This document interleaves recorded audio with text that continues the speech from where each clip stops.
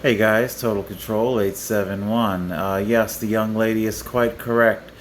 The only way this is going to work is if we do all unite. Really was dealing with some depression tonight. Did not feel like making a video, but if my fellow protesters can come out and do this protest, then the least that I can do is use my platform, as shadow banned as it may be, to help promote them and to promote the cause of civil liberties and freedom and to fight back against the fake pandemic. I will link this down below. It's about 5 minutes. They walk through our store and they are protesting. For the record, I think people should be free to make their own decisions. You don't have to take off your mask, when either delivery people, social worker, my landlord, whomever it is that may come by my home. If you feel the need to wear a mask, then by all means, do what you need to do, that you feel you need to do to protect you. Okay? Everybody should be free to make their own decisions. And of course, there is zero medical evidence that shows that any kind of atomized particle can land on your mask and start drilling, basically. Show me data that says that the virus can drill its way through your mask. So, just to play the devil's advocate,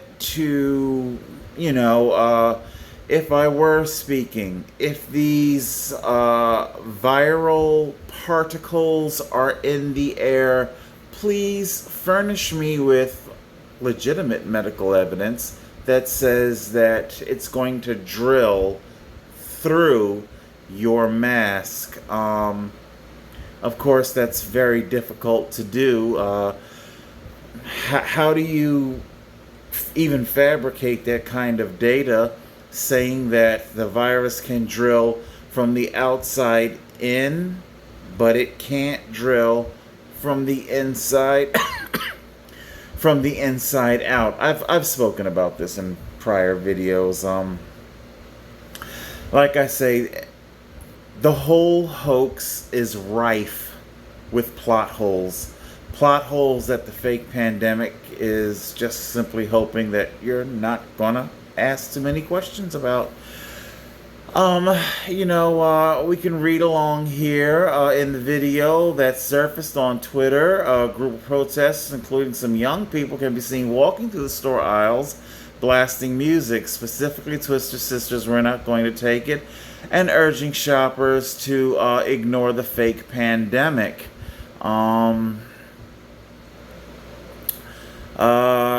The group chanted, "Take off your mask, we're not going to take it anymore," as what's seen in the video.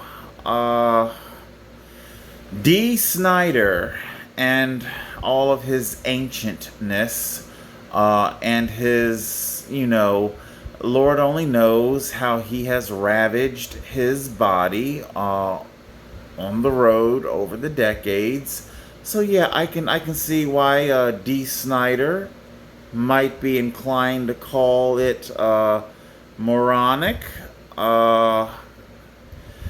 Maybe he has abused his body and is one of the comorbid who are vulnerable. So therefore, D. Snyder and his drug and alcohol fueled body simply needs to stay the fuck home. Okay?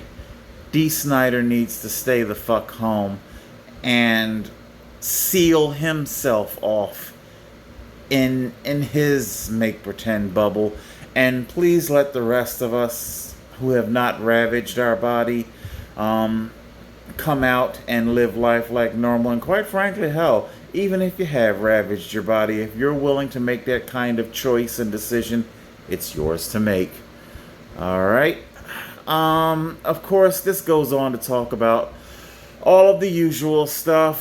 They talk about, once again, cases, cases, cases, cases. It's always cases and never hospitalizations. It's just simply fallen off completely. Just fallen off completely. And of course, so it's either cases or people who have allegedly died from the virus rather than with the virus. Because, to be honest, I myself can't say that they died with it or from it. We don't have any autopsies, okay? But it does indeed seem... I'll put it to you like this. I kicked myself for not taking a screenshot of the picture, but of the tiny snippet of footage that we ever got from any of the hospitals, I'll never forget it. They were talking about intubating people. I guess they wanted to scare people. Oh my God, look at this huge tube that's going to get put down your throat. They pull out the tube because they had to change the tube. They pulled out the tube and the camera kind of went down and kind of zeroed in on it a little bit. This intubation tube was covered in black tar. This person was clearly a chain smoker. Okay, I don't want to judge them. If that was your vice, I'm not judging you. Okay? So I won't judge you, but please don't force me to live a hampered existence because of your life choices. Do you understand? You need to stay in the bubble, not me. You need to wear the mask, not me. Okay? Okay. I'll link this down below. Oh, Christ almighty, it's nothing but fucking advertisement. So yeah, we just see the usual stuff here. Let's take a look at our next story.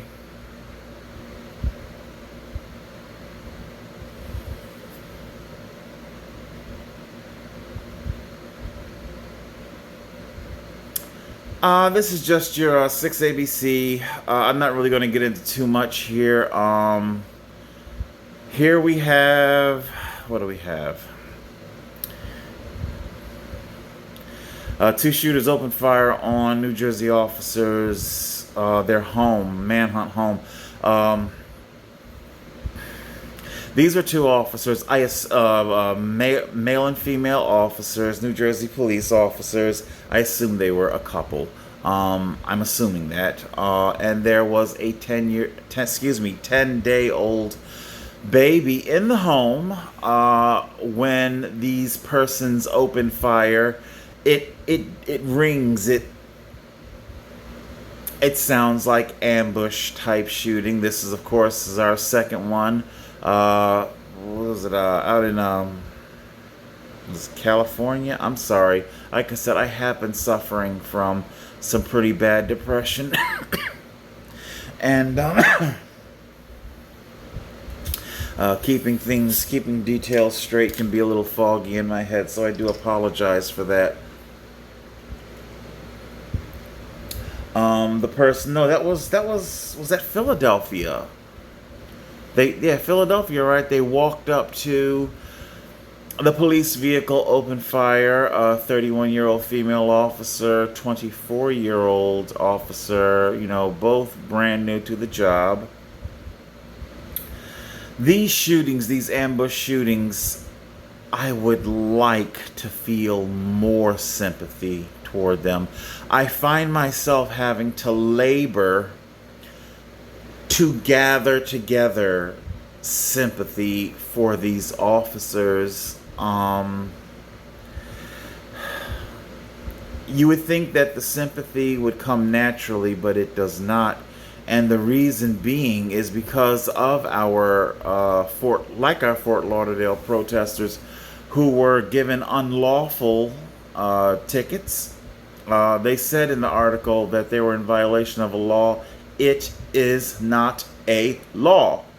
This has not gone through Congress. It is not a law. Understand? Okay. You cannot make breathing normally illegal. Okay? And if there is a serious pandemic from what you allege, then you are going to have to bring to full yield incontrovertible proof. Okay? To date, there has been no incontrovertible proof. We saw lots and lots of fear-mongering, just never-ending news conferences of governors and mayors, an endless parade of we were shown lots of graphics flattening the curve, but the one thing that we were never ever shown were the dead. The alleged hundreds per day. Who remembers Easter Sunday? They alleged 777. It was New York, or was it Jersey? Either New York or New Jersey. I forget exactly which. I think New York. They're alleging almost 800 in one day died on Easter Sunday. Please show me the body. Tell you what, show me half. Show me a quarter. Show me. I dare you. We saw a large trench dug in a public cemetery, which, if I'm rounding in benefit to the fake pandemic, could probably hold maybe, at best, maybe 50 bodies. Okay? And I made a video about it, pointing out how we only saw the one trench and no others. Where's the other freshly turned earth? Where? I also made a video pointing out how there are commercially available ground penetrating sonar that would be able to verify if bodies were actually in those wooden boxes or not. All of a sudden, that footage of the trench in the cemetery, it went bye-bye. Nobody wanted to talk about that anymore. And yeah, I'm not being conceited. I do believe government officials are watching this channel, if for no other reason than for what? Anti-terrorism? Anti-domestic terrorism? Okay? And you know what? They're right. You push people far enough, you're going to create a nation, not just me, but a nation of domestic terrorists demanding our rights. Of course, well, excuse me. Terrorists, well, I suppose George Washington could be called a terrorist by the British standard. Okay, so whether you're a terrorist, or you're a founding father, or a national hero, we'll suss that out in the history books, right? Right. These police officers, you know, a 10-day-old baby.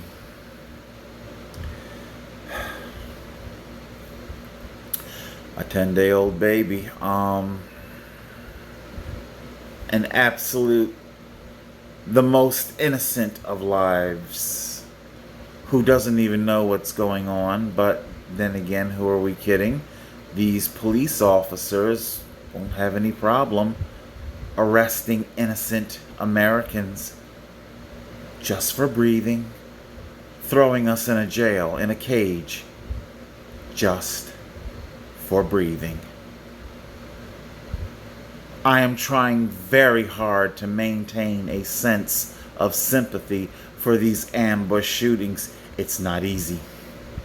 Not easy at all. Let's scroll down here. Let's see. Yeah, like I say, it's just more cases. I mean, click onto it if you want. You're not going to read anything about hospitalizations or people sick, or they're going to talk about a bunch of cases. They're going to talk about a bunch of deaths of comorbid people. Of course, they're not going to talk about their comorbidities. It's just,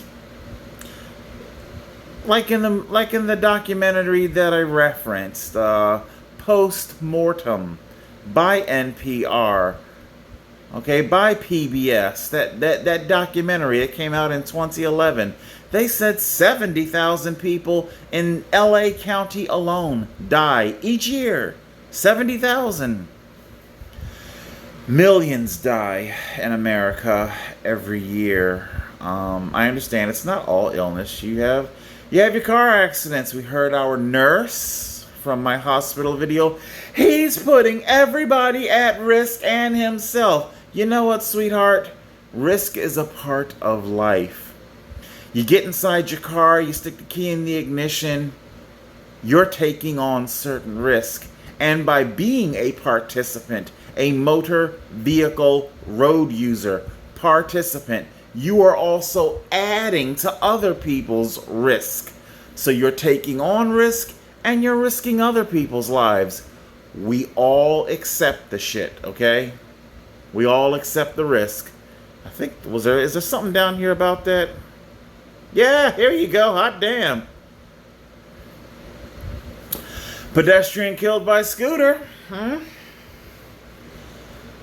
mean, Lord bless their soul, whomever they are.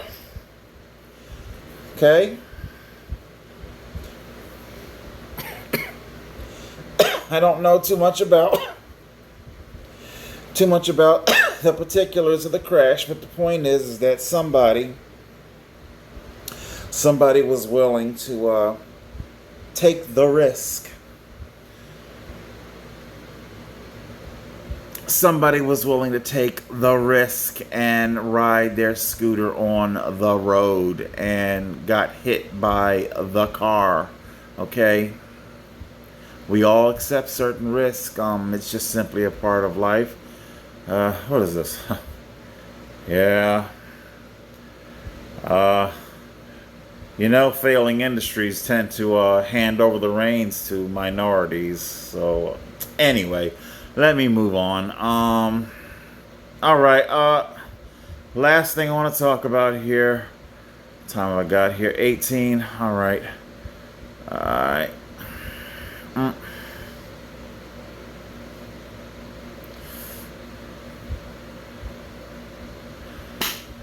All right, let's listen to this whiny little bitch in his shrill voice as he talks about shit.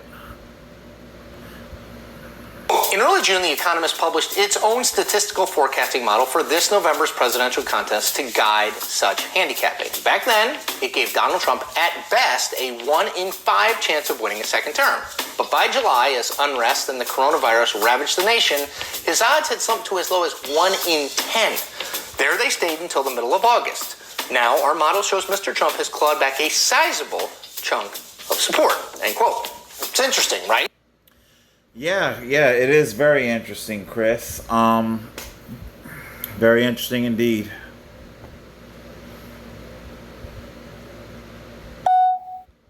Okay, I would like to talk to my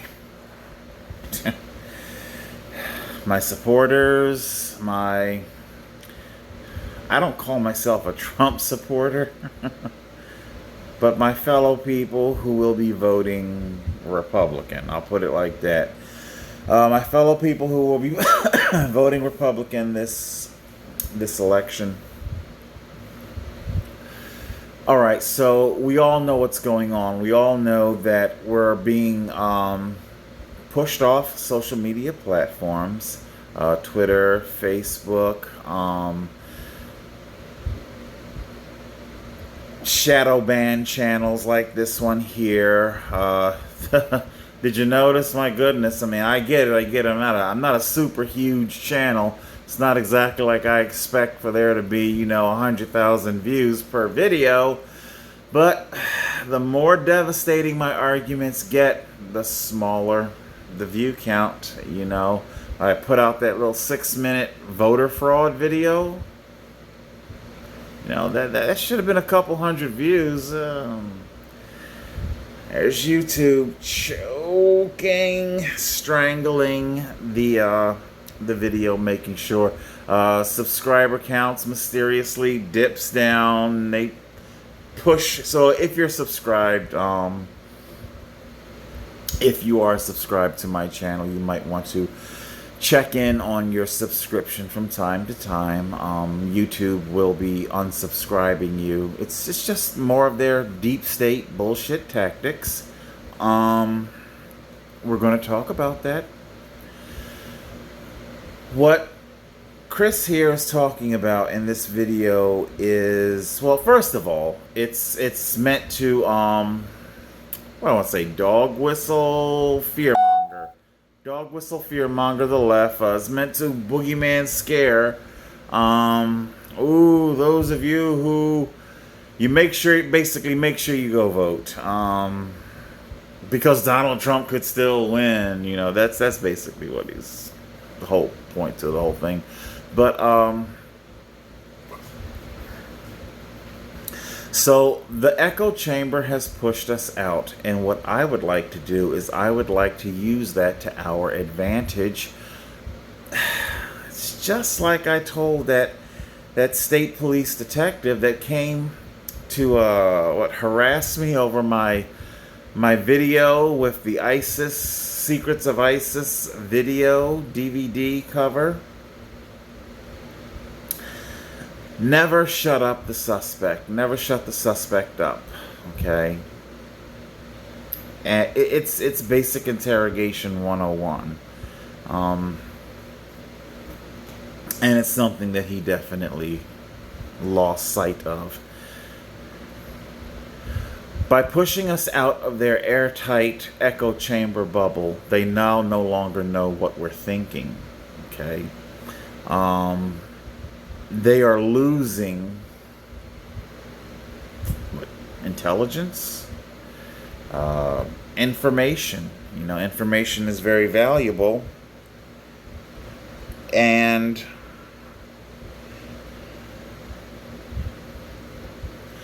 they're not going to have their correct sampling. What this means is that they could very well indeed be facing a much larger red tidal wave than they're thinking. The red quake, as I like to call it. The red quake is coming. The earth will move, and they're not going to, you know, much like an earthquake that strikes quite often without warning. The red quake, you know, you silenced, just like the council members silenced Jor-El. What was it? Depending on which version of the movie. Was it Richard Donner version? Scientists, I tell you, Krypton is just shifting its orbit. And we want to shut you up. And Jor-El, you are to say nothing to nobody, and you're not to leave the planet, and on and on and on.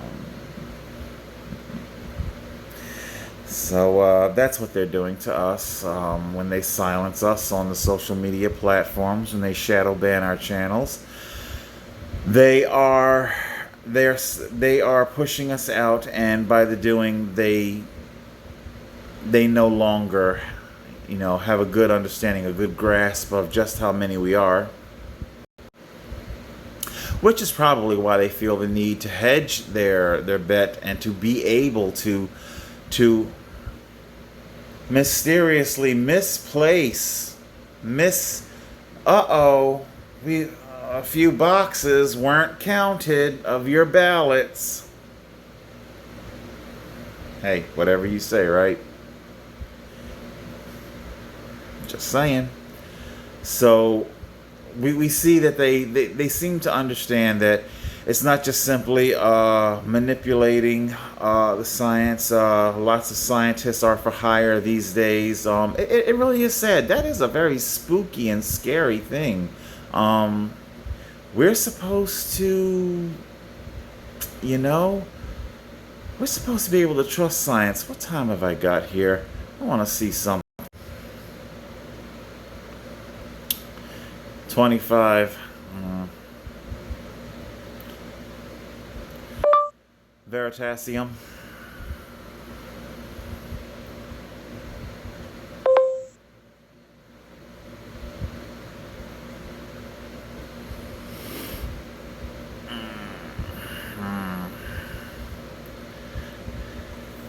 Part of this video was sponsored by HBO Max and their new show, Raised by Wolves.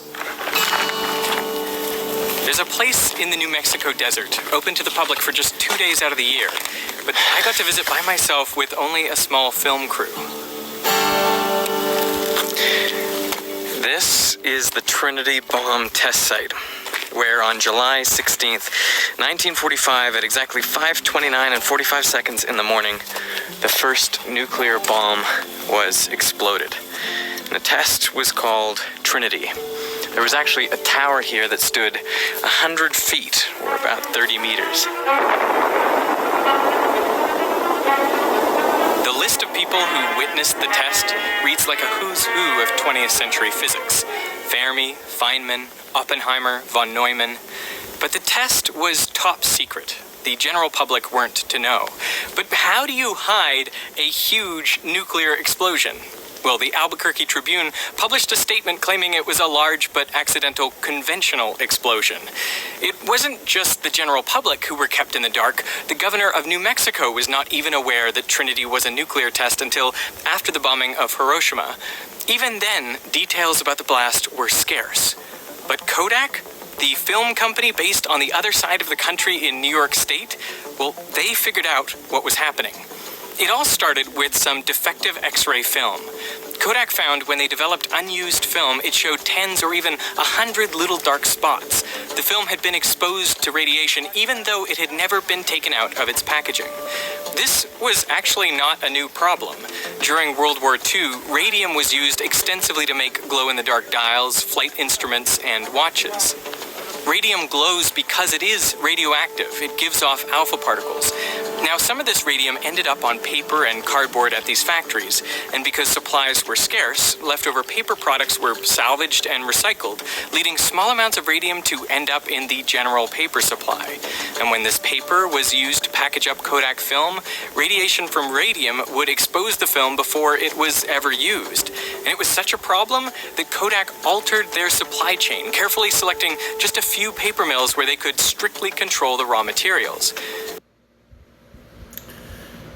What? The government would lie to us? No! They would never do that.